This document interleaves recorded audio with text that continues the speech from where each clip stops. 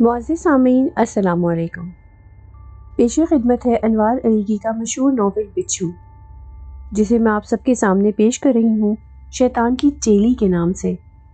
آپ سب سے گزارش ہے کہ میری ویڈیوز کو زیادہ سے زیادہ لائک اور شیئر کر کے میری حوصلہ افزائی کیجیے تاکہ میں اسی طرح اچھی اچھی کہانیاں آپ کے پیش خدمت کر سکوں۔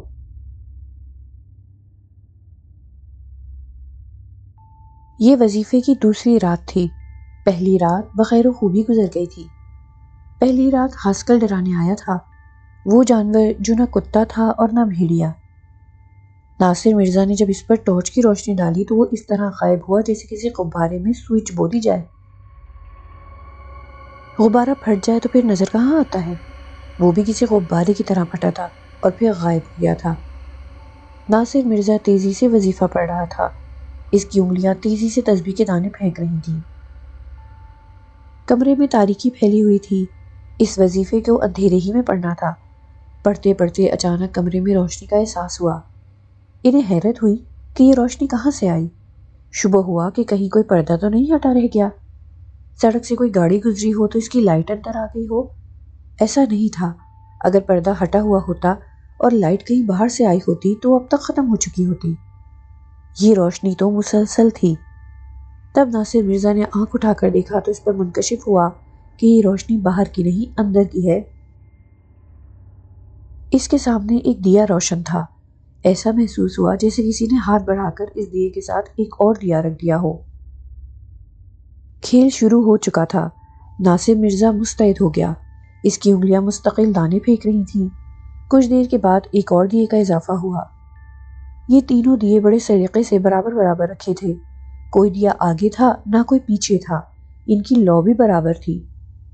کمرے میں ایک ناگوار بو پھیلنی شروع ہو گئی تھی۔ تین دیوں کی روشنی سے کمرے کی خاصی تاریکی دور ہو گئی تھی۔ ناصر مرزا چوکس تھا۔ وہ اپنا کام جاری رکھے ہوئے تھا۔ یہ جو کچھ ہو رہا تھا اس کی توجہ ہٹانے کے لیے تھا، عمل کا تسلسل روکنے کے لیے تھا۔ حافظ موسیٰ نے ہر بات بہت واضح طور پر سمجھا دی تھی۔ انہوں نے بتا دیا تھا کہ عمل کا تسلسل روکنے کے لیے مختلف مظاہر سامنے آئیں گے۔ مظاہرہ ہو رہا تھا۔ تین دیے روشن ہو چکے تھے۔ ناگوار بو آنی شروع ہو چکی تھی۔ جب اس سے عمل کا تسلسل نہ ٹوٹا تو نیا ناٹک رچایا گیا۔ ان تینوں دیوں کے پیچھے بچھوؤں نے برآمد ہونا شروع کیا۔ وہ بڑی تیزی سے چراغوں کے پیچھے سے نکل کر ادھر ادھر پھیلنے لگے۔ کچھ ناصر مرزا کی طرف بڑھے، پھر چند لمحوں میں ان بچھوؤں کی تعداد اتنی بڑھ گئی کہ کمرے میں ہر طرف بچھو ہی بچھو دکھائی دینے لگے۔ اب ان بچھوؤں نے چاروں طرف سے ناصر مرزا کی طرف بڑھنا شروع کیا۔ یہ ایک انتہائی خطرناک مرحلہ تھا۔ یہ ایک ایسا مظاہرہ تھا کہ مضبوط سے مضبوط دل والا بھی حوصلہ چھوڑ سکتا تھا، لیکن ناصر مرزا حوصلہ چھوڑنے والوں میں سے نہ تھا۔ وہ وظیفہ شروع کرنے سے پہلے مسلح کے چاروں طرف حصار کھینچتا تھا، پھر مسلح پر بیٹھتا تھا۔ وہ یہ بات اچھی طرح جانتا تھا کہ اس حصار کو توڑ کر اندر آنا کسی بھی مخلوق کا ممکن نہ تھا۔ یہ یقین اپنی جگہ، لیکن جب آدمی کسی تجربے سے گزرتا ہے اور وہ بھی کسی بھیانک تجربے سے، تو بعض اوقات یقین دھرا کا دھرا رہ جاتا ہے۔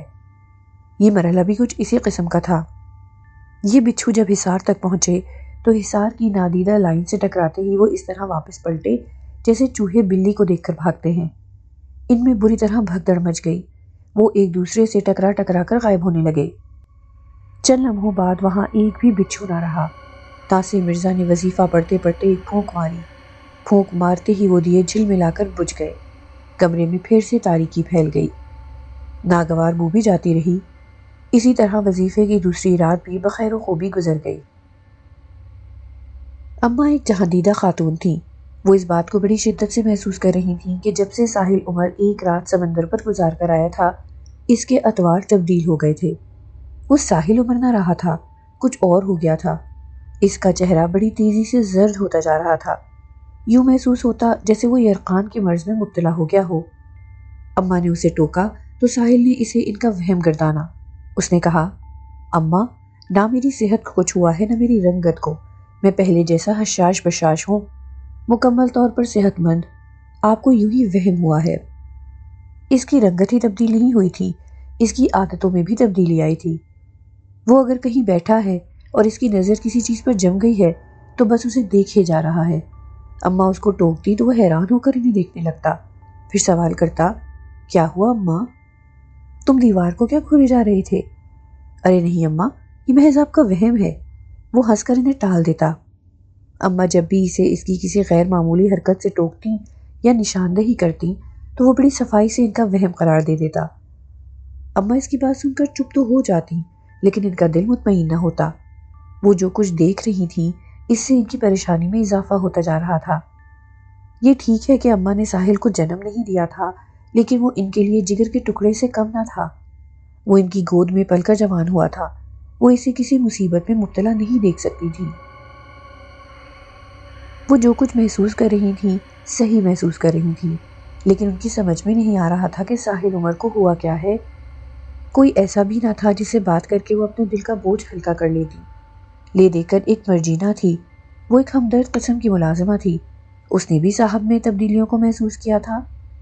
اماں نے اس کی بات سن ضرور لی تھی، لیکن اسے ہمراز نہیں بنایا تھا۔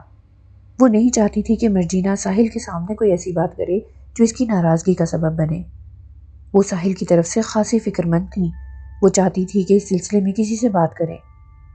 سوچتے سوچتے ان کے ذہن میں ناصر مرزا کا نام آیا۔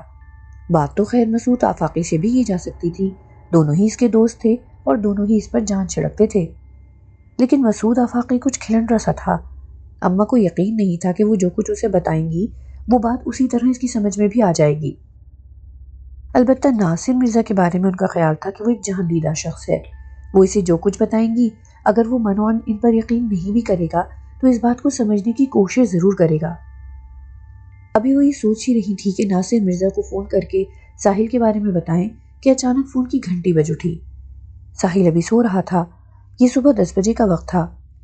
اماں نے ٹی وی لاؤنج میں رکھے ٹیلی فون کا ریسیور اٹھایا۔ ہیلو، اماں بولی۔ اماں میں ناصر بول رہا ہوں، یہ ساحل کہاں ہے؟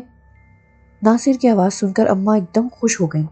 اس وقت اگر وہ کچھ اور بھی سوچ لیتی تو پورا ہو جاتا۔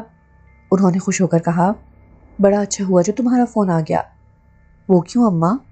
میں تم سے خود بات کرنے کا سوچ رہی تھی۔ خیریت اماں، ساحل تو ٹھیک ہے؟ وہ فوراً فکر مند ہوا۔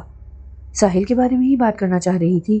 ساحل ٹھیک ہیں، اس وقت سو رہے ہیں، اماں نے بتایا۔ اب تک سو رہا ہے؟ کیا رات کو دیر تک جاگتا رہا؟ 2-4 روز سے ساحل کے شب و روز بالکل تبدیل ہو چکے ہیں، مجھے تو ساحل ساحل ہی نہیں لگتے۔ اماں نے اصل موضوع چھیڑا۔ ارے اماں، ایسا کیا ہوا؟ ناصر مرزا نے فکر مند لہجے میں پوچھا۔ اماں نے جو تبدیلیاں نوٹ کی تھیں وہ ناصر مرزا کے گوشے گزار کر دیں۔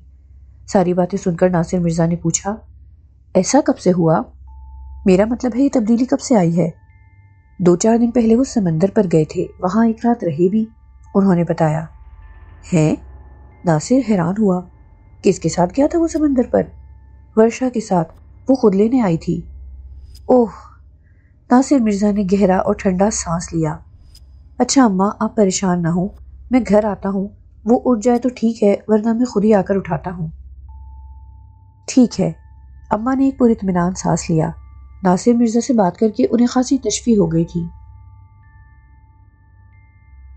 ساحل ایک اونچے پتھر پر کھڑا بھیگ رہا تھا۔ بارش بہت تیز تھی، اتنی تیز کہ چاروں طرف دھواں پھیلا ہوا تھا۔ پہاڑی علاقہ، قریب میں بہتا دریا، موسلا دھار بارش، تنہا بھیگتا ساحل۔ اچانک ساحل کا کسی نے ہاتھ پکڑا۔ یہ ایک نرم و ملائم ہاتھ تھا، لیکن اس ہاتھ کی گرفت سخت تھی، وہ اسے تیزی سے کھینچتی ہوئی ایک طرف لے جا رہی تھی۔ جب وہ ایک گھنے درخت کے نیچے پہنچا تو ساحل نے دیکھا کہ وہ ریشہ ملوک ہے، وہی سفید ریشمی لبادہ جو بارش میں بھیگ کر اس کے جسم سے چپک گیا تھا۔ اس نے اپنے لباس کو درست کیا اور کسی قدر غصے میں بولی، تمہیں بارش میں بھیگنے کا زیادہ شوق ہے؟ تم بھاگ کر اس درخت کے سائے تلے کیوں نہیں آ گئے؟ ہاں، مجھے بارش میں بھیگنے کا بہت شوق ہے، میں بھیگ رہا تھا تو بھیگنے دیتی، مجھے یہاں کیوں لے آئی؟ ساحل نے بھی اسی انداز میں جواب دیا، اس کے لہجے میں خفگی تھی۔ تم نہیں جانتے کہ یہ کس قسم کی بارش ہے، تم پر یہ بارش کس قسم کے اثرات مرتب کرے گی، میں تمہیں کسی مصیبت میں مبتلا نہیں دیکھ سکتی۔ تم کون ہو مجھے روکنے والی؟ میں جو چاہے کروں، بارش میں بھیگوں یا دریا میں نہاؤں، ہٹو میرے سامنے سے۔ کتنی خوبصورت بارش ہے اور تم خواہ مجھے اس بارش میں نہانے سے منع کر رہی ہو۔ یہ کہہ کر وہ درخت کے نیچے سے نکلا اور تیزی سے بھاگتا ہوا پھر اسی اونچے پتھر پر آن کھڑا ہوا جہاں وہ کچھ دیر پہلے کھڑا تھا۔ بارش موسلا دھار جاری تھی۔ وہ آنکھیں موندے پھر سے اس بارش میں بھیگنے لگا۔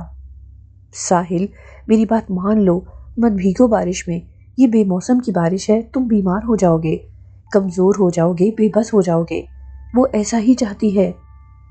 رشا ملوک نے اسے سمجھانے کی کوشش کی، لیکن ساحل عمر نے اس کی باتوں کی طرف دھیان نہ دیا۔ وہ اس کی طرف سے پیٹھ موڑ کر کھڑا ہو گیا۔ اس کی اس بے رخی پر رشا کا دل کٹ کر رہ گیا۔ وہ چاہتی تھی کہ جس بے موسم کی بارش میں وہ بھیگ رہا ہے نہ بھیگے۔ اس نے پھر اس بارش سے بچانے کے لیے قدم اٹھائے، لیکن پھر رک گئی۔ وہ جانتی تھی کہ ساحل ضدی ہے، وہ کبھی اس کی بات نہ مانے گا۔ پھر وہ یہ بھی جانتی تھی کہ ساحل عمر انجان ہے، اسے ہوش نہیں ہے کہ وہ کیا کر رہا ہے، اسے کتنا نقصان پہنچ گیا ہے اور مزید کتنا پہنچنے والا ہے۔ ساحل، میں جا رہی ہوں، اس نے چیخ کر کہا۔ ابھی وقت ہے، اس گھنے درخت کے نیچے آ جاؤ۔ جاؤ، اس نے اس کی طرف پیٹھ موڑے موڑے کہا۔ مجھے کسی بات کی کوئی پرواہ نہیں۔ کاش تمہیں پرواہ ہوتی، کاش تم میری بات سمجھ سکتے، رشا نے افسوس بھرے لہجے میں کہا۔ میں کسی کی کوئی بات نہیں سمجھنا چاہتا، مجھے یہ بارش بہت اچھی لگ رہی ہے، مجھے بہت مزہ آ رہا ہے، ساحل نے خوش ہو کر کہا، اور جب اس نے پیٹھ موڑ کر دیکھا تو درخت کے نیچے کچھ نہ تھا۔ ابھی اسے گئے ہوئے چند لمحے ہی ہوئے تھے کہ یہ بارش خون کی بارش میں تبدیل ہو گئی۔ اس کے کپڑے خون میں سرخ ہو گئے۔ پھر اس نے جہاں بھی نظر ڈالی ہر طرف خون ہی خون نظر آیا، سارا پانی خون میں تبدیل ہو چکا تھا۔ تب گھبرا کر اس نے رشا ملوک کو آواز دینا چاہی، لیکن آواز گلے میں گھٹ کر رہ گئی۔ ایک دم اس کی آنکھ کھل گئی، اسے کوئی آواز دے رہا تھا۔ ساحل، اٹھو بھئی، آخر کب تک سوتے رہو گے؟ جب اس کے حواس درست ہوئے تو اس نے دیکھا کہ ناصر مرزا اس کے سامنے کھڑا ہے۔ وہ ایک دم اٹھ کر بیٹھ گیا اور اس نے دونوں ہاتھوں سے سر پکڑ لیا۔ کیا ہوا ساحل؟ ناصر مرزا نے اس کے ہاتھوں پر ہاتھ رکھتے ہوئے کہا۔ کچھ نہیں، اس نے فوراً ہی سر چھوڑ دیا۔ تم کب آئے؟ ابھی آیا ہوں، ناصر مرزا نے کہا اور اس کا چہرہ غور سے دیکھتا ہوا بولا۔ یار، یہ تمہاری حالت کیا ہو رہی ہے؟ تمہارا چہرہ ایک دم زرد ہو رہا ہے، تمہیں یرقان تو نہیں ہو گیا؟ میں بالکل ٹھیک ہوں، یہ سور اماں نے تمہارے کھانوں میں پھونکا ہوگا، وہ بیڈ سے اٹھتے ہوئے بولا۔ اماں کو کچھ کہنے کی کیا ضرورت ہے؟ کیا مجھے کچھ دکھائی نہیں دے رہا؟ مجھے لگتا ہے تم نے کئی دنوں سے آئینہ نہیں دیکھا، ناصر مرزا نے کہا۔ وہ بغیر کچھ جواب دیے واش روم میں گھس گیا اور دروازہ زور سے بند کر کے اندر سے چٹخنی لگا لی۔ اماں جو دروازے پر کھڑی تھی، انہوں نے ناصر مرزا کی طرف دیکھا۔ ناصر مرزا نے ان کی نگاہوں کا مفہوم سمجھتے ہوئے جواب دیا۔ اماں، معاملہ گڑبڑ ہے، یہ وہ ساحل عمر نہیں ہے۔ آپ نے بہت اچھا کیا جو مجھے فون کر کے بتا دیا، میں اس سے بات کرتا ہوں۔ اس کے واش روم سے نکلنے کے بعد ناصر مرزا نے اس سے جو بھی بات کی، اس بات کا اس نے مختصر اور گول مول جواب دیا۔ ناصر مرزا حیرت سے اس کا چہرہ دیکھ رہا تھا اور پریشان ہو کر اس کے جوابات سن رہا تھا۔ ساحل، تمہیں میرے ساتھ ڈاکٹر کے پاس چلنا ہوگا، تم مجھے بیمار دکھائی دے رہے ہو۔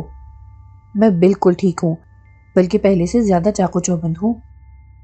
مرحوم عابد انجم نے تمہیں منع کیا تھا کہ ورشا سے اب نہیں ملنا، تم ملنا چھوڑنے کی بجائے اس کے ساتھ سمندر پر چلی گئے۔ اس کے لہجے میں خفگی تھی۔ عابد انجم کو بلا وجہ کوئی غلط فہمی تھی۔ ورشا بہت اچھی لڑکی ہے، اس سے کہیں زیادہ اچھی اس کی ماں ہے، میں نہیں سمجھتا کہ ان سے ملنے میں کوئی حرج ہے۔ یہ بات تم کہہ رہے ہو؟ تم نہیں جانتے ہو کہ میری بھتیجی کی قاتلہ برکھا ہے؟ وہ دونوں ماں بیٹیاں اتنی معصوم سی تو ہیں، وہ کیا کسی کو قتل کریں گی یار؟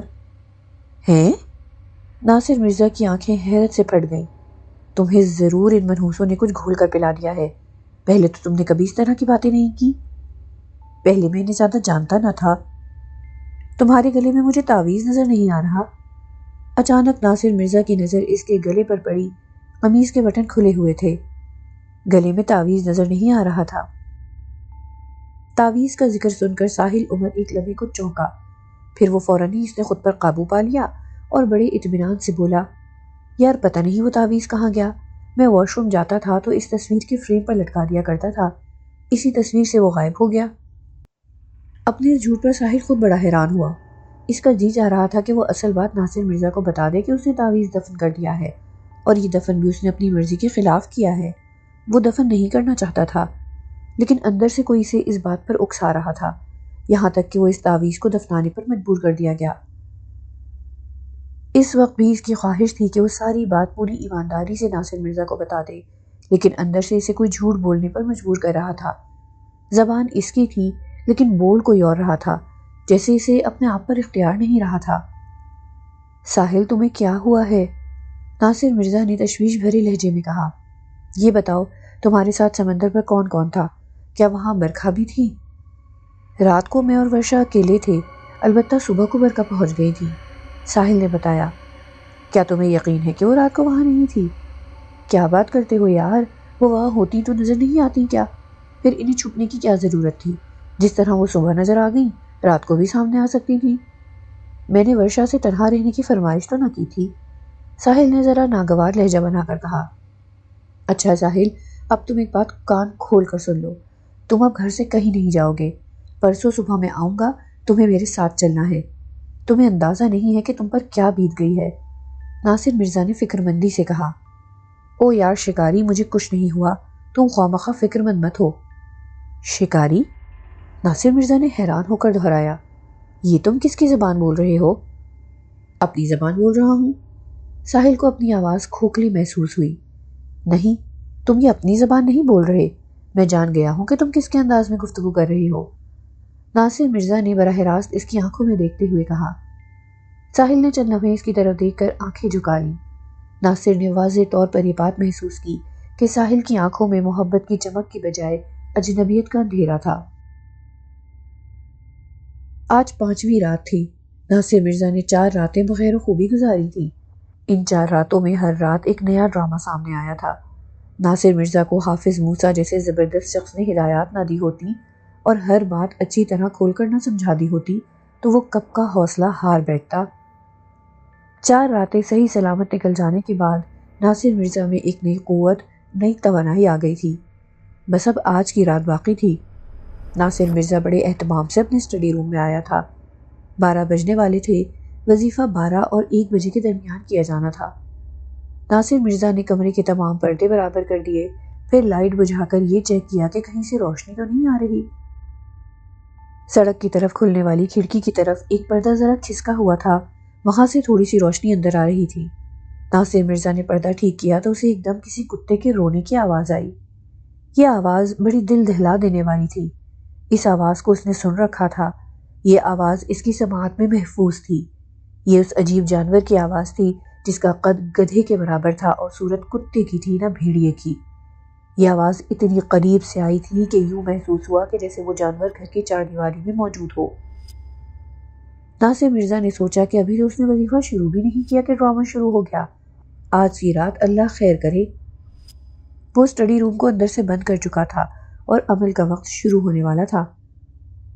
ایک بار اس کے جی میں بھی آئی کہ وہ گھر سے باہر نکل کر دیکھے کہیں کوئی کتا تو اندر نہیں آ گیا، لیکن پھر وہ یہ سوچ کر رک گیا کہ ہو سکتا ہے اس طرح اسے عمل سے دور کرنے کی کوشش کی جا رہی ہو، اس کی توجہ اور یکسوئی کو توڑنے کی ناکام جسارت کی جا رہی ہو۔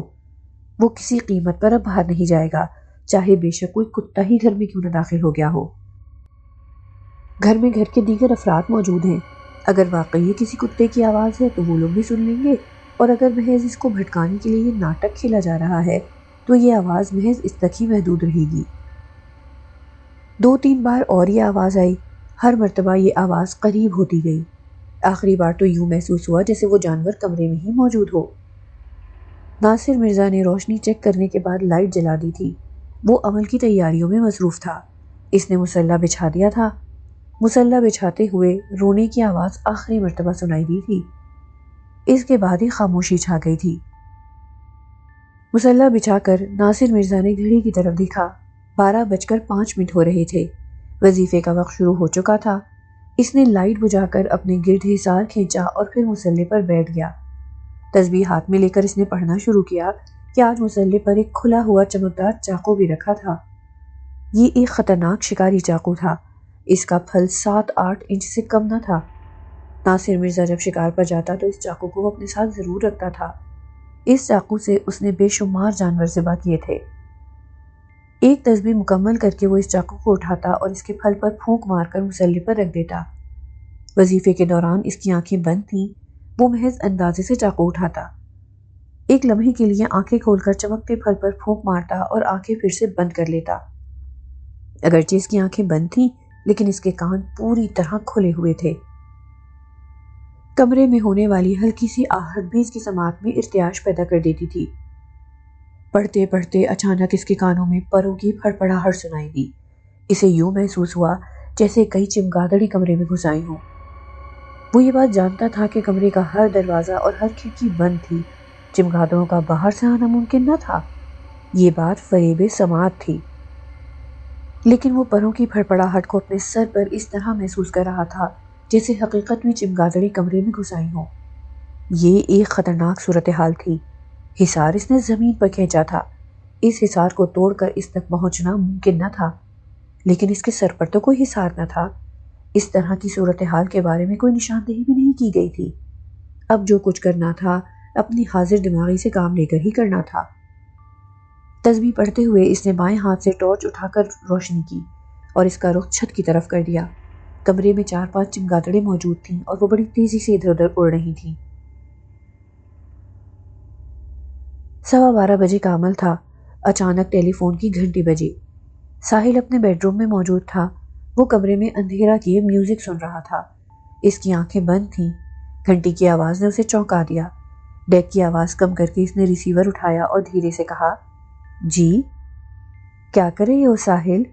مترنم آواز میں پوچھا گیا۔ اچھا آپ ہیں؟ ساحل نے اس کی آواز پہچان کر کہا، میں میوزک سن رہا تھا۔ تم وہاں اکیلے ہو؟ یہاں میں اکیلی ہوں، میرے پاس آ جاؤ نا، پیار سے کہا گیا۔ اس وقت کیا بجا ہے؟ ساحل نے پوچھا۔ رات آدھی ہوئی ہے، یہی تو وقت ہے دوستوں کا دوستوں سے ملنے کا۔ آپ کہاں ہیں؟ میں اپنے گھر پر ہوں اور تمہاری منتظر۔ آ رہے ہو نا؟ جی میں آ رہا ہوں، آپ میرا انتظار کیجیے۔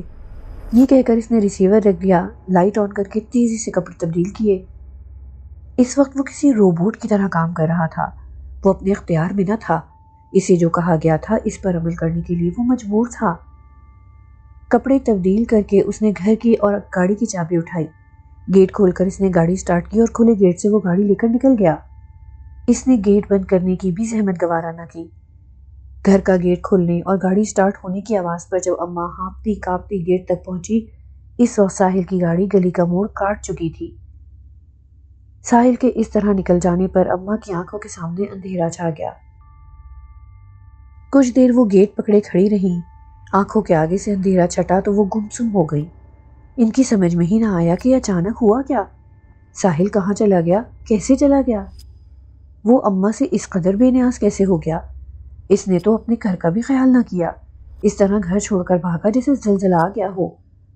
چند دنوں قبل جب وہ سمندر پر گیا تھا تو اماں کی تنہائی کا خیال کر کے اس نے مرجینا کو ساتھ رکھنے کی ہدایت کی تھی، اور آج آدھی رات کو اماں سے اجازت لینے کی بات تو دور کی تھی، وہ گھر کا گیٹ ہی کھلا چھوڑ گیا تھا۔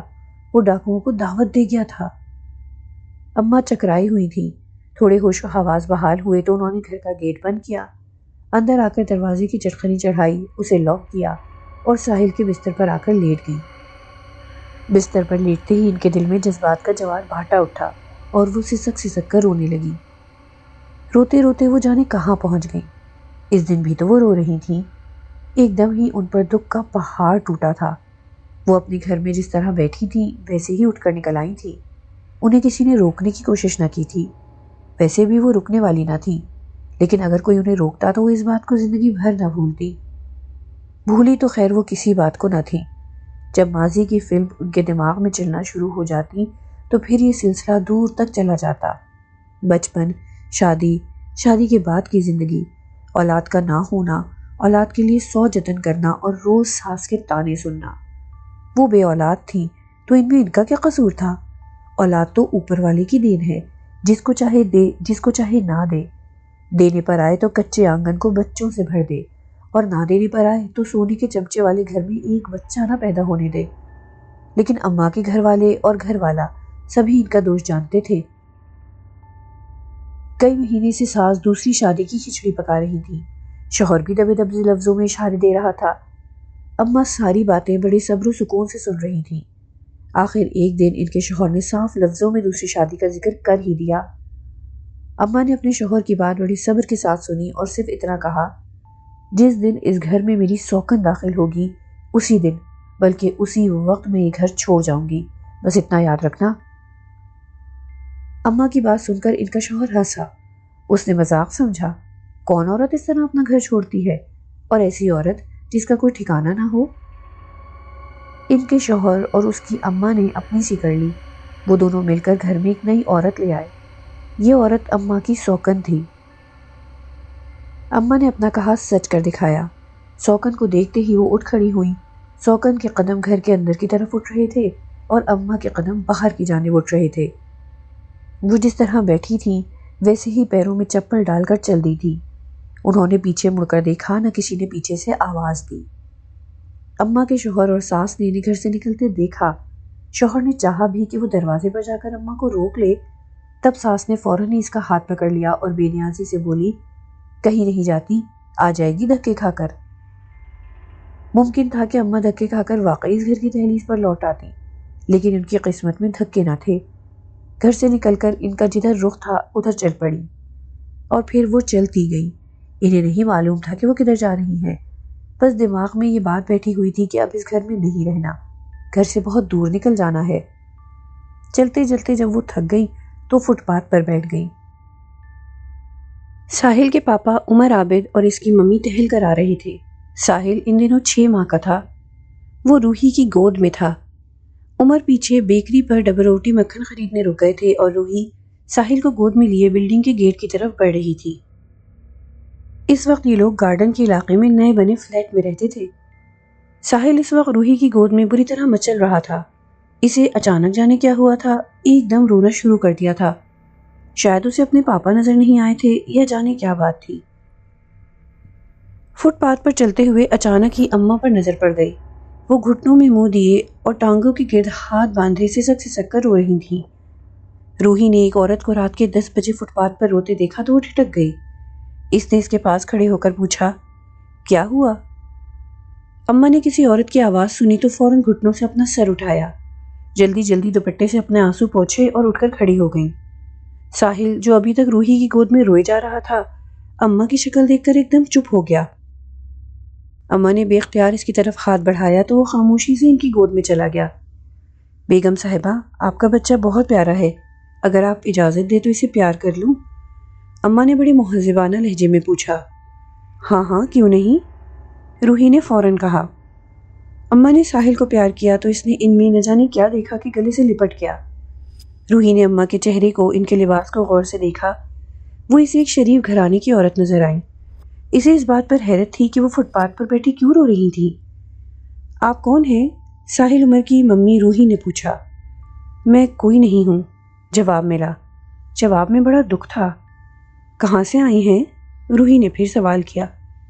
کہیں سے نہیں، وہی دکھ بھرا لہجہ۔ یہاں کیوں بیٹھی تھیں اور رو کیوں رہی تھیں؟ اپنے نصیبوں کو رو رہی تھی، یہ کہہ کر وہ پھر رونے لگی۔ ساحل نے بڑی معصومیت سے روتی ہوئی اماں کو جھک کر دیکھا تو وہ روتے روتے ایک دم چپ ہو گئی اور مسکرا کر اسے دیکھا۔ ساحل پھر ان کے گلے سے لپٹ گیا اور اس طرح لپٹا کہ روحی کی بار بار کوشش کے باوجود اس کی گود میں واپس نہ آیا۔ تب روحی اماں کو اپنے گھر لے آئی۔ اماں پر جو گزری تھی وہ انہوں نے سچ سچ کہہ سنائی۔ ان کی ساری رودات سن کر روحی نے اماں کو اپنے ساتھ رکھنے کا فیصلہ کر لیا، اور اس فیصلے کی بڑی وجہ ساحل تھا، جسے اماں پسند آ گئی تھی۔ روحی گھر میں اکیلی رہتی تھی، اماں کا ساتھ اسے سکھ دے سکتا تھا، یہ سوچ کر اس نے اماں کو بھی اپنے ساتھ رکھنے کا فیصلہ کر لیا۔ اماں کو بھی ٹھکانے کی ضرورت تھی۔ روحی کے گھر سے اچھا ٹھکانہ ان کے لیے اور کیا ہو سکتا تھا۔ روحی نے اماں سے کہا، اس گھر میں میرے ساتھ جب تک رہنا چاہو رہو، جب تمہارا شوہر تمہیں لینے آ جائے تو چلی جانا۔ نہیں بیگم صاحبہ، اب میں کہیں نہیں جاؤں گی، شوہر کو تو میں چھوڑ آئی، اول تو وہ آئے گا نہیں، اگر بھولا بھٹکا کبھی ادھر نکل آیا تو میں اس کے ساتھ جاؤں گی نہیں۔ آپ نے نہ رکھا تو کوئی اور ٹھکانہ ڈھونڈ لوں گی، پر شوہر کے گھر نہیں جاؤں گی، یہ میں عہد کر کے نکلی ہوں۔ اماں نے دو ٹوک لہجے میں کہا۔ بس پھر وہ دن اور آج کا دن، اماں نے اس گھر کی دہلیز کو ایسا پکڑا کہ پھر کبھی کہیں جانے کا نام نہ لیا۔ ساحل نے انہیں اپنی گرفت میں لے لیا تھا، اب اس گرفت سے نکلنا ان کی بس میں نہ تھا۔ ساحل بھی اماں کا دیوانہ تھا، وہ ان کے بغیر رہتا ہی نہ تھا۔ پھر ساحل کی ممی اور پاپا کا سلوک بھی اماں کے ساتھ بہترین تھا، وہ دونوں انہیں ملازم سمجھتے ہی نہ تھے۔ جس طرح گھر میں ایک بڑے کی حیثیت ہوتی ہے، بالکل وہی احترام اماں کو دیا جاتا تھا۔ ایک ہی شہر میں رہتے ہوئے ان کے شوہر نے انہیں کبھی ڈھونڈنے کی کوشش نہ کی۔ اماں نے بھی کبھی اپنے شوہر کی جستجو نہ کی۔ وہ تو اپنا گھر جانتی تھیں، لیکن انہوں نے کبھی ادھر کا رخ نہ کیا۔ اماں روحی کے ساتھ صدر گئیں تو ایک مرتبہ ان کی اپنے شوہر پر ضرور نظر پڑی۔ اماں نے اسے دیکھتے ہی اپنا منہ چھپا لیا۔ جب انہوں نے اس سے ہمیشہ کے لیے ناتا ہی توڑ لیا تھا تو پھر اپنا آپ دکھا کر کیا کرنا تھا؟ وقت تیزی سے گزرتا گیا۔ ساحل عمر جو 6 ماہ کی عمر میں ان کی گود میں آیا تھا، اب وہ ایک کڑیل جوان بن چکا تھا، لیکن جو چاہت اماں کے دل میں پہلے دن سے ساحل کے لیے تھی وہ آج تک برقرار تھی۔ وہ اس پر جان نچھاور کرتی تھیں، اس پر صدقے واری جاتی تھیں۔ ساحل کا بھی یہی حال تھا۔ وہ دل سے ان کی عزت کرتا تھا، انہیں احترام دیتا تھا۔ 4-5 سال پہلے ساحل کی ممی پاپا اپنی شادی کی سالگرہ منانے گھر سے نکلے تھے۔ شادی کی سالگرہ والا دن وہ دونوں گھر سے باہر ہی گزارتے تھے اور یہ سارا دن وہ سمندر پر گزارتے تھے۔ دوپہر کا کھانا وہ سمندر پر کھاتے اور شام ڈھلتے ہی وہ گھر کی طرف چل پڑتے۔ رات کا کھانا گھر پر ہوتا، واپسی پر وہ کیک لے آتے، کیک کاٹا جاتا۔ اماں اس دن خوب اچھے اچھے کھانے تیار کرتیں، مزے سے کھانے کھائے جاتے، خوب ہلا گلا رہتا۔ اس دن بھی اماں نے کئی ڈشیں تیار کر لی تھیں۔ ساحل اپنے ممی پاپا کا بے چینی سے انتظار کر رہا تھا۔ انہیں اب تک آ جانا چاہیے تھا، لیکن وہ ابھی تک نہیں آئے۔ گارڈن والا فلیٹ وہ کب کا چھوڑ چکے تھے۔ اب یہ لوگ نارتھ نازم آباد کے ایک بڑے مکان میں رہتے تھے۔ یہ مکان عمر عابد نے بڑے شوق سے بنوایا تھا۔ اس کی تعمیر میں قدم قدم پر روحی کے مشورے بھی شامل تھے۔ مکان کے آگے اور پیچھے گارڈن ترتیب دیا گیا تھا۔ روحی کو باغبانی کا بے انتہا شوق تھا۔ اس نے جانے کہاں کہاں سے پودے اکٹھے کیے ہوئے تھے۔ ساحل گھر کے سامنے لان پر بے چینی سے ٹہل رہا تھا۔ سڑک سے گزرنے والی ہر گاڑی پر اسے گمان ہوتا تھا کہ یہ ممی پاپا کی گاڑی ہے، لیکن وہ ممی پاپا نہ ہوتے، کسی اور کی گاڑی ہوتی۔ پھر انتظار جب اپنی انتہا کو پہنچا تو ٹیلی فون کی گھنٹی بجی۔ ساحل عمر نے جھپٹ کر ریسیور اٹھایا اور جلدی سے کہا، جی؟ ادھر سے کوئی خاتون بول رہی تھیں۔ انہوں نے پہلے ٹیلی فون نمبر کنفرم کیا۔ ساحل نے نمبر سن کر کہا، جی یہی نمبر ہے۔ آپ عمر عابد صاحب کے کون ہیں؟ ادھر سے سوال ہوا۔ جی میں ان کا بیٹا بول رہا ہوں، ساحل نے جلدی سے جواب دیا۔ اوہ، ادھر سے ایک ٹھنڈا سانس لیا گیا۔ دیکھیے میں ڈاکٹر زفرین بول رہی ہوں، میرے پاس آپ کے لیے کوئی اچھی خبر نہیں ہے۔ آپ کے ممی پاپا کا ایکسیڈنٹ ہوا ہے، دونوں کی کنڈیشن اچھی نہیں ہے، آپ فوراً اسپتال آ جائیے۔ یہ کہہ کر اس نے اسپتال کا نام بتا دیا۔ ساحل جب اماں کو ساتھ لے کر اسپتال پہنچا تو عمر عابد گزر چکے تھے اور روحی کی زندگی کے چند سانس باقی تھے۔ روحی نے چند لمحوں کے لیے آنکھیں کھولیں، ساحل کو دیکھا۔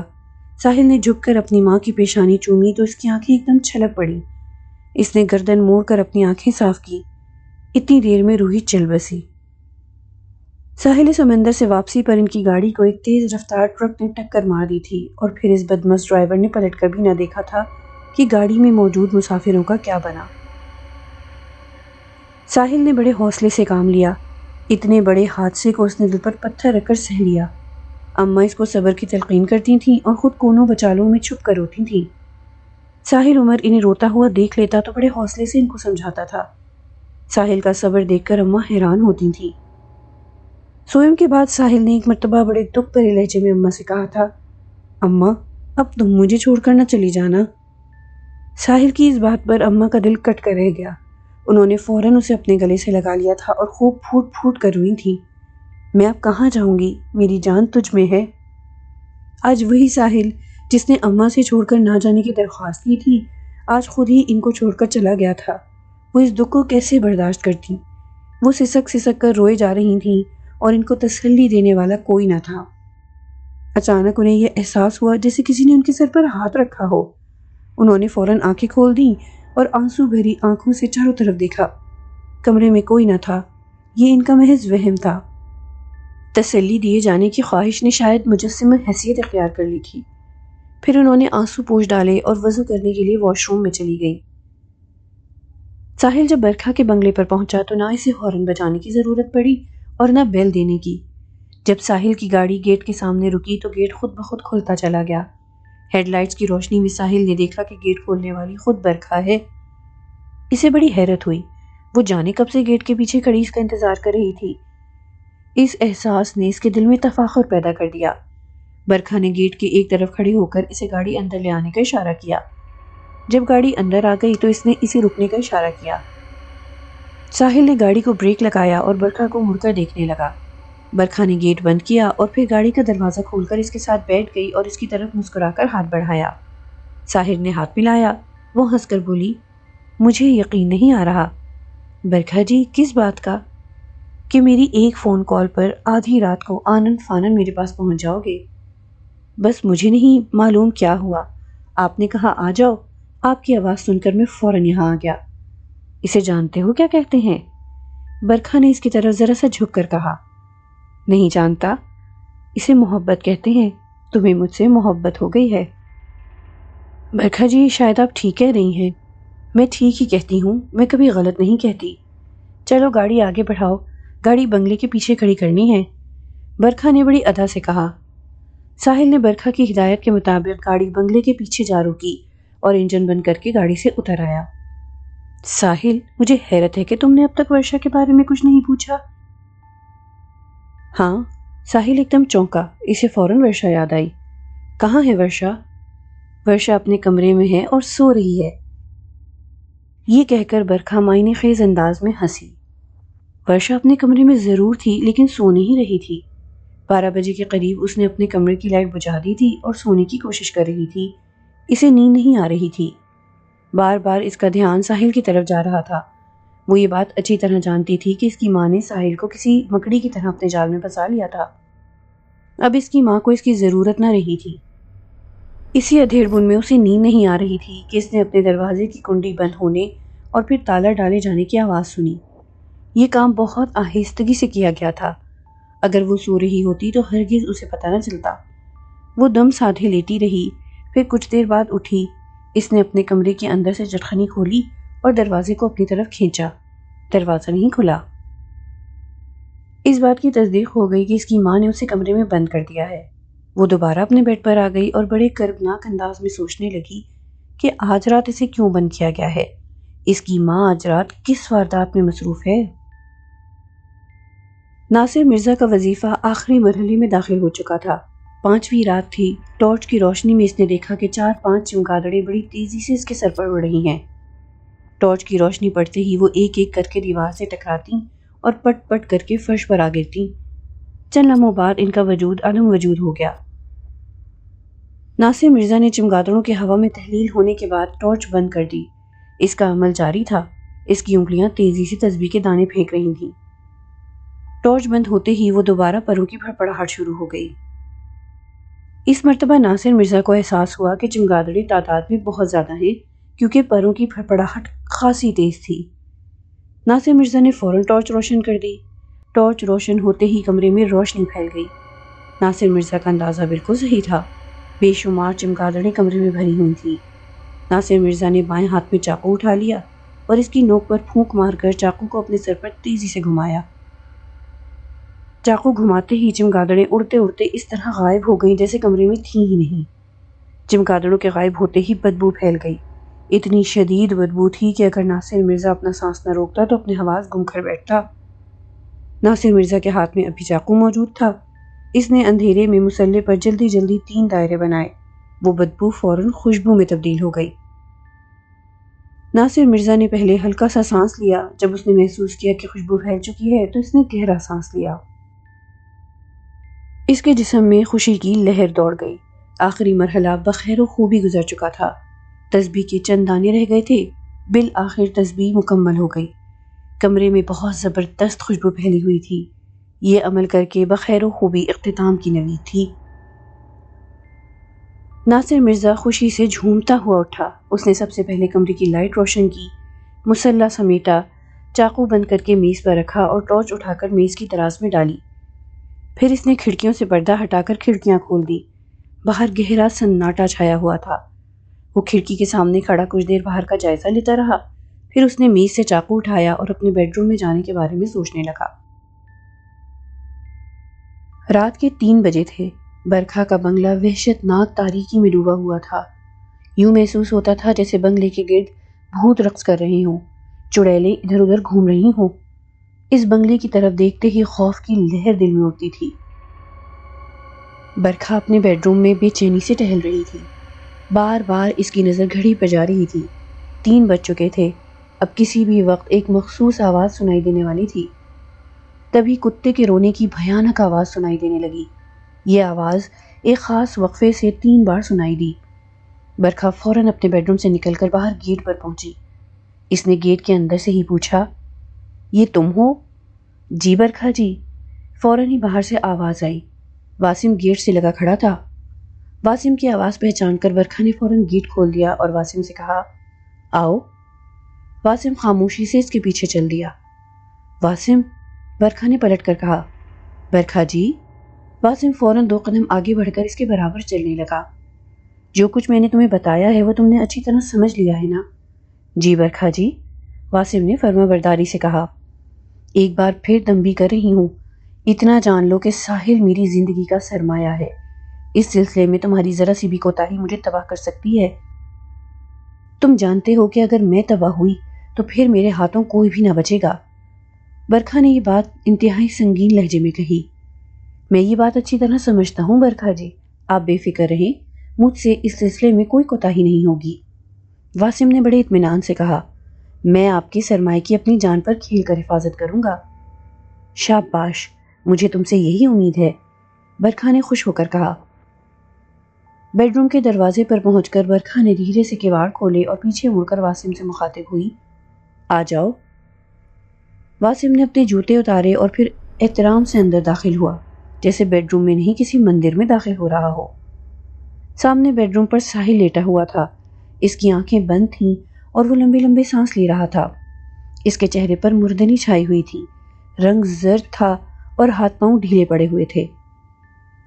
واسم نے گردن میں ہاتھ ڈال کر ساحل کو اٹھایا تو اس نے آنکھیں کھول دیں، لیکن نقاہت اتنی تھی کہ آنکھیں زیادہ دیر کھلی نہ رہ سکیں۔ وہ اپنے ہوش و حواس میں نہ تھا۔ سر، کھڑے ہو جائیے، میں آپ کو لینے آیا ہوں، واسم نے اسے سہارا دے کر اٹھاتے ہوئے کہا۔ ساحل نے کھڑے ہونے کی کوشش کرتے ہوئے ایک مرتبہ پھر آنکھیں کھول کر دیکھا اور لڑکھڑاتی زبان میں بولا، تم کون ہو بھائی؟ سر، میں آپ کا داس ہوں، خادم ہوں، سرونٹ ہوں، واسم نے بڑے مؤدبانہ انداز میں کہا، پھر دھیرے سے بولا، سر آپ نے اتنی کیوں پی؟ ارے بھائی، برکھا نے پلائی ہے، اس نے پلائی، ہم نے پی لی، اس کے ہاتھوں سے تو زہر بھی پیا جا سکتا ہے۔ ساحل نے لڑکھڑاتے قدموں سے چلتے ہوئے نشیلے لہجے میں کہا، سر آپ بہت اچھے آدمی ہیں، برکھا جی آپ سے بہت خوش ہیں۔ معلوم نہیں وہ ہم سے خوش ہے یا ناراض، لیکن ہم اس سے بہت خوش ہیں۔ وہ چڑھتی ندی ہے، سب کچھ اپنے ساتھ بہا لے جانے والی۔ پھر چلتے چلتے ایک دم جیسے اسے ہوش آیا، اس نے اپنی آنکھوں کو بمشکل کھولا اور پھر بولا، برکھا ہے کہاں؟ میں تمہارے پاس ہوں ساحل، میں بھلا کہاں جاؤں گی؟ یہ کہہ کر برکھا نے اس کا ہاتھ تھام لیا۔ پھر دونوں نے مل کر سڑک پر کھڑی گاڑی میں بٹھایا۔ برکھا نے واسم کو ایک چھوٹی سی شیشی دی جس میں سرخ رنگ کا پانی تھا۔ واسم نے وہ شیشی ڈیش بورڈ میں احتیاط سے رکھ دی۔ اس پانی کے 2 قطرے بہت ہوں گے، برکھا نے اسے بتایا۔ ٹھیک ہے، اس نے ہدایت نوٹ کر لی، بس پھر جاؤ، برکھا نے گاڑی کا دروازہ بند کرتے ہوئے کہا۔ اس کے بعد وہ گھوم کر دوسری کھڑکی کی طرف آئی۔ ساحل آنکھیں بند کیے بیٹھا تھا۔ اچھا ساحل، تم چلو، میں آتی ہوں، دیکھو پریشان مت ہونا، برکھا نے اس کا ہاتھ پکڑ کر کہا۔ ساحل نے بمشکل اپنی آنکھیں کھولیں، اسے دیکھ کر مسکرایا اور پھر فوراً ہی اس کی آنکھیں بند ہو گئیں۔ اس پر نشے کی سی کیفیت طاری تھی۔ پھر واسم نے گاڑی سٹارٹ کی اور اسے تیزی سے نکال لے گیا۔ گاڑی کی لال بتی جب دکھائی دینا بند ہو گئی تو برکھا نے سکون کا سانس لیا اور گیٹ بند کر کے اپنے بیڈ روم کی طرف بڑھنے لگی۔ صبح کا وقت تھا۔ ناصر مرزا رات کو سکون بھری نیند سویا تھا۔ صبح نہا دھو کر گھر سے نکلا تھا۔ اب اس کا رخ ماڈل کالونی کی طرف تھا۔ حافظ موسیٰ نے 5 دن بعد اسے اپنے پاس بلایا تھا۔ وظیفہ مکمل کرنے کے ساتھ یہ ہدایت بھی کی تھی کہ ساحل کو ہمراہ لانا، اسے دیکھنا چاہتا ہوں۔ ناصر مرزا کو یہ ہدایت یاد تھی۔ اس نے ماڈل کالونی کا رخ کرنے سے پہلے ساحل کو فون کیا۔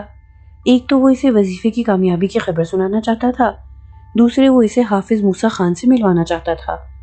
اماں نے فون اٹھایا۔ ناصر مرزا نے اماں کی خیریت دریافت کر کے ساحل کے بارے میں پوچھنا چاہا تو اماں کی گھبراہٹ بھری آواز سنائی دی، ناصر، خیریت نہیں ہے۔ کیا ہوا اماں؟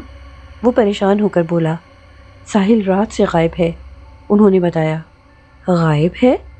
ناصر مرزا حیران ہو کر بولا۔ اس بات کا کیا مطلب ہے؟ وہ رات کو 12 بجے کے قریب اچانک کہیں اٹھ کر چلا گیا۔ اماں گویا ہوئی۔ آپ کو بتائے بغیر؟ ناصر مرزا نے سوال کیا۔ مجھے بتانا تو دور کی بات ہے، وہ گاڑی میں بیٹھا اور گھر کا گیٹ بھی کھلا چھوڑ گیا۔ ہیں؟ ناصر مرزا پریشان ہوا۔ اتنی کیا ایمرجنسی تھی؟ بعد میں اس کا کوئی فون وون بھی نہیں آیا؟ ابھی تک تو نہیں، وہ تشویش بھرے لہجے میں بولی۔ میرے ساحل کو ضرور کچھ ہو گیا ہے، اس پر کسی نے جادو کروا دیا ہے۔ وہ ایسا تو کبھی نہ تھا، چند دنوں میں اس کی حالت ہی بدل گئی تھی۔ اچھا ماں، پریشان نہ ہو، اس وقت میں ماڈل کالونی جا رہا ہوں، ضروری کام ہے، وہاں سے واپسی پر آپ کی طرف آتا ہوں۔ ساحل کہیں نہیں جائے گا، ہو سکتا ہے وہ میرے آنے سے پہلے ہی گھر پہنچ جائے۔ ناصر مرزا نے تسلی دی۔ اللہ کرے ایسا ہی ہو، اماں کے دل سے دعا نکلی۔ ساحل عمر کے اس طرح اچانک چلے جانے کی وجہ سے ناصر مرزا خاصا پریشان ہو گیا تھا۔ 2 دن پہلے ساحل کی جو حالت ناصر نے دیکھی، اس سے بخوبی اندازہ ہو گیا تھا کہ وہ ان جادوگر ماں بیٹی کے پھیر میں آ گیا ہے۔ لیکن ناصر مرزا کو یہ پتہ نہ تھا کہ ان جادوگرنیوں کے اثرات اتنے گہرے ہو گئے ہیں کہ وہ بغیر بتائے دیوانوں کی طرح سب کچھ چھوڑ چھاڑ کر نصف رات کو اس طرح نکل جائے گا۔ آخر اس پر ایسی کیا بیتی کہ وہ نصف رات کو گھر سے نکلنے پر مجبور ہو گیا؟ آخر وہ کہاں گیا؟ اس طرح کے سوالات اس کے دماغ میں چکراتے رہے۔ وہ اس مسئلے کے ہر پہلو پر غور کرتا رہا، یہاں تک کہ حافظ موسیٰ خان کا گھر آ گیا۔ ناصر مرزا نے اپنی گاڑی ان کے گھر کے سائے میں کھڑی کر کے بیل کا بٹن دبا دیا۔ کچھ دیر کے بعد وہی 15-16 سال کا لڑکا گیٹ پر آیا۔ اس نے ناصر مرزا کو دیکھ کر بڑے مہذبانہ انداز میں کہا، جی فرمائیے۔ مجھے حافظ صاحب سے ملنا ہے، انہوں نے مجھے آج کے دن بلایا تھا، میرا نام ناصر مرزا ہے۔ ناصر مرزا نے اپنے بارے میں تمام معلومات ایک ہی جملے میں فراہم کر دی۔ آئیے۔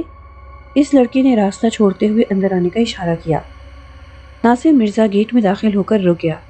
لڑکا جب گیٹ بند کر کے پلٹا تو اس نے ناصر مرزا کو اپنا منتظر پایا۔ تشریف لے جائیے، اس نے مکان کے پچھلے حصے کی طرف اشارہ کیا۔ وہ وہی ہیں، دروازہ کھٹکھٹا کر اپنا نام بتائیے گا تو دروازہ کھل جائے گا۔ یہ کہہ کر وہ لڑکا مکان کے اندر چلا گیا اور ناصر مرزا پختہ راستے پر چلتا ہوا بند دروازے کے سامنے آ پہنچا۔